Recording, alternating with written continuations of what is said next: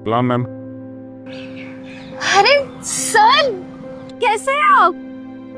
अरे मैम, आप मेरे पैर क्यों छू रही हो? सर, लगता आपने मुझे पहचाना नहीं। मैं इशू। आपने मुझे 7th क्लास में ट्यूशन पढ़ाया था। हाँ याद आया, तुम 7th और 8th में मेरे पास ट्यूशन पढ़ा करती थी। तुम तो शुरू से ही बहुत होशियार थी, एकदम तेज। अच्छा लगा तुम्हें यहाँ देखकर। जी सर, आपको याद है मैं आपसे कहा करती थी कि पढ़ लिख कर खुद की कंपनी खोलूंगी मैं। सर, मैंने कंपनी खोल ली। यहाँ पास में मेरा ऑफिस है। बट सर, आप तो इतने अच्छे टीचर हुआ करते थे, अब सिक्योरिटी गार्ड कुछ समझ में नहीं आ रहा है। बस बेटा, मैं काफी ज्यादा बीमार हो गया था। धीरे धीरे जो बच्चे मेरे पास ट्यूशन पढ़ा करते थे, उनके माँ बाप ने उनको ट्यूशन से हटा लिया।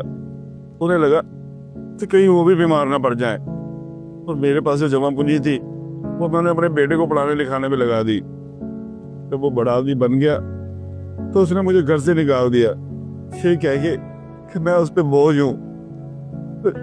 पेट पालने के लिए सिक्योरिटी गार्ड की नौकरी कर रहा हूँ। सर, सच में बहुत बुरा लगा ये सब सुनकर।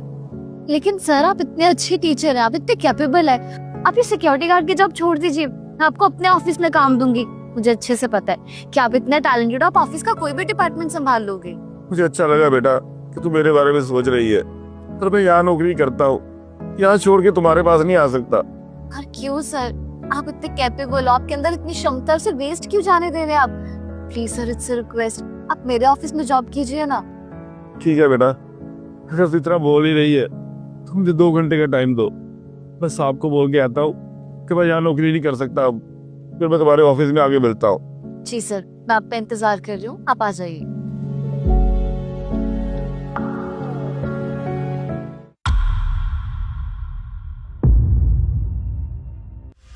पापा, पापा आप यहाँ क्या कर रहे हैं?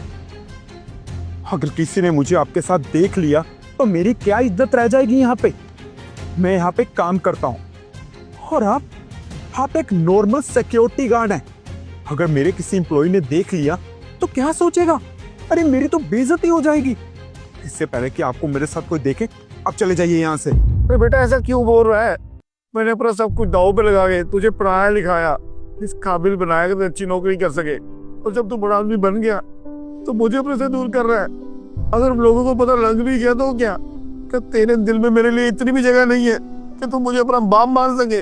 पापा बस कीजिए, ये फालतू का ड्रामा मेरे सामने करने की तो कोई जरूरत नहीं है, समझे आप? मुझे तो ये समझ नहीं आता आप करने क्या आए हैं। वाह, कमाल के बेटे हो तुम। जिस बाप ने तुम्हें इतना पढ़ाया लिखाया,